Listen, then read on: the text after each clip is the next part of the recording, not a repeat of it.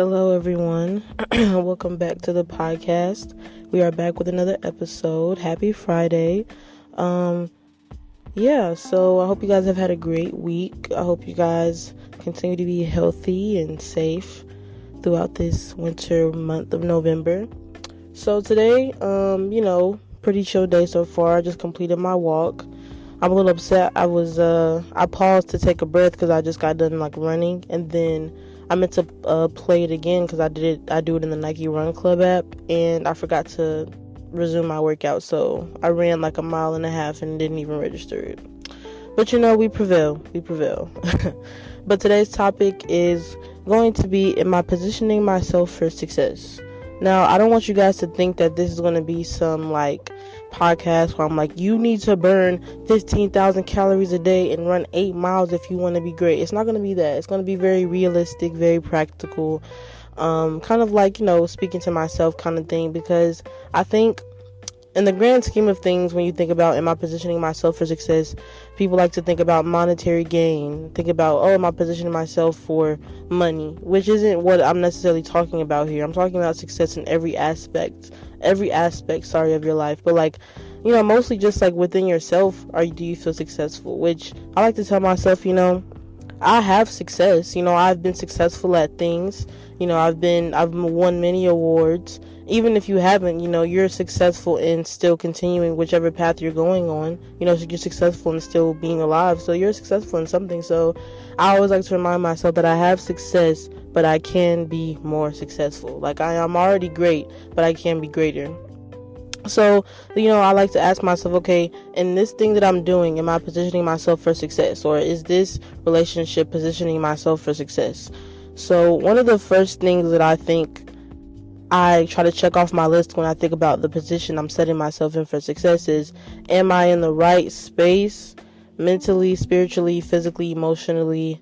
I try to think of, what can I do in all of my life to set myself up? Am I, constantly being active? Am I moving? Am I feeding myself the right things? Am I reading constantly? Am I continuing to learn? Am I consuming things that serve me? Am I putting myself in position to do those things successfully? To be spiritually successful, to be mentally successful. And what does that mean for you? Because that could mean a lot of different things for a lot of different people. I think for me, being spiritually successful, I'm praying at least once a day, because for me, talking to God really just allows me to ground myself in a lot of moments where I may feel anxious, or I may feel like I'm out of place, or I may feel like I'm questioning where I'm going in my life. I feel like talking to God really helps me to ground myself. But that could mean a lot of different things for a lot of different people. Spiritually, it could mean you reading your Bible at least once a day. It could mean you getting alone and having that quiet time, you meditating. It could mean a lot of different things for you. But that's just me personally, spiritually, how I set myself up for success. Physically, I like to walk for at least 45 minutes a day. I like to, drink a gallon of water a day. Make sure I'm doing things to help my physical appearance and my physical, body, in terms of things like that. And then, mentally and emotionally, am I doing things that are conducive to my mental health? Am I, journaling? Am I putting myself around people that their energy, it feels like they, it vibes with my energy, that we're equally yoked, so to speak?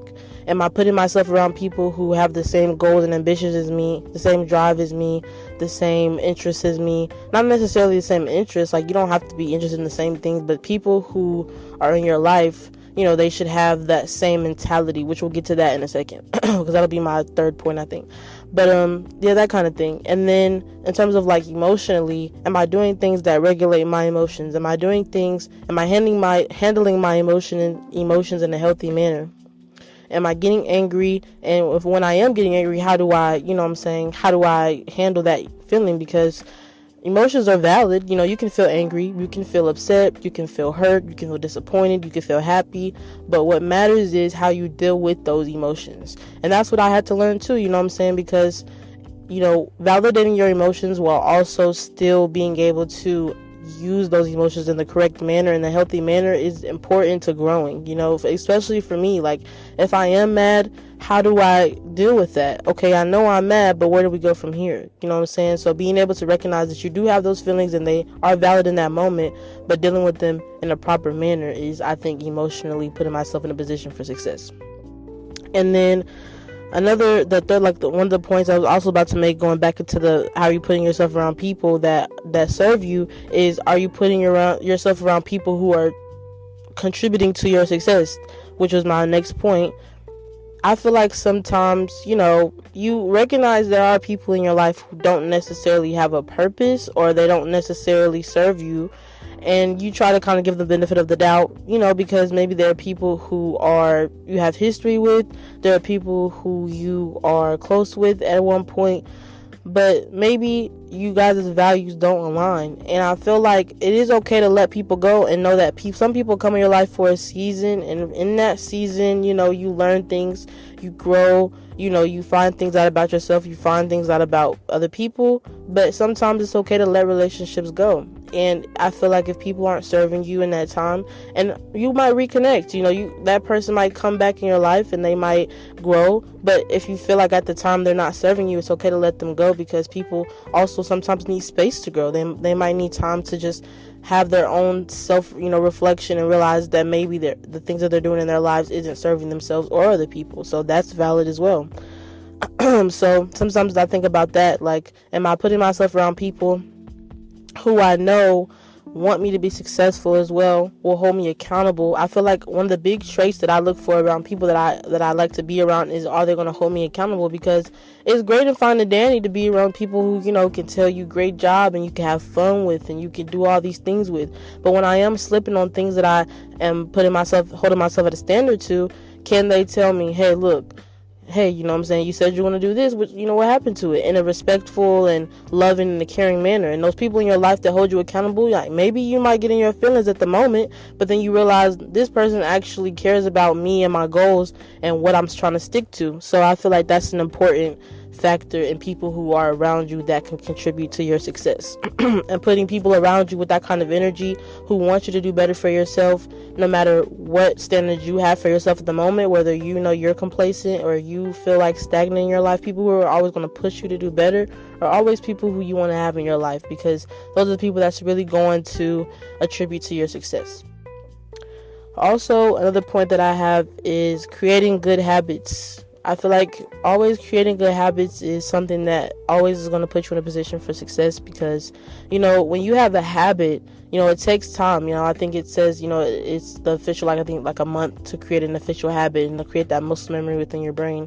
So a habit that I've recently made sure I stuck to, which may seem small, but it's big to me, and it's just making my bed every day. And I feel like people think making your bed is a small thing. Making your bed is just whatever. But making your bed is a small little, to me, it's a small little show of what I can keep to and put myself to keep to every day. I have a discipline to make my bed every day. I start small with those things, and focus on the small things, and then you can focus on the bigger things.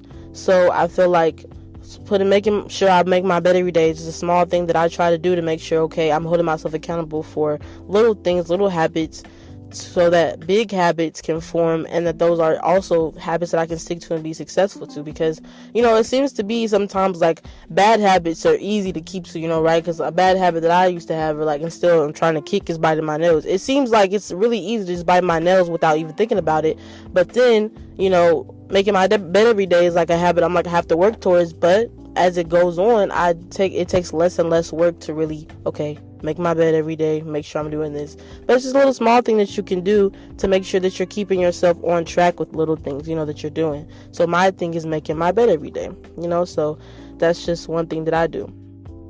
And another thing, and the last point that I have, is just always being able to learn from every source. I think one thing that I've loved about myself is that I'm always a learner. I've always loved to learn about different things. I'm always a student of a lot of different things. I like to learn more about a whole lot of different subjects. And I feel like that's something that everyone should have. That's a great trait to have, is just constantly opening your mind to different things, experiencing new things.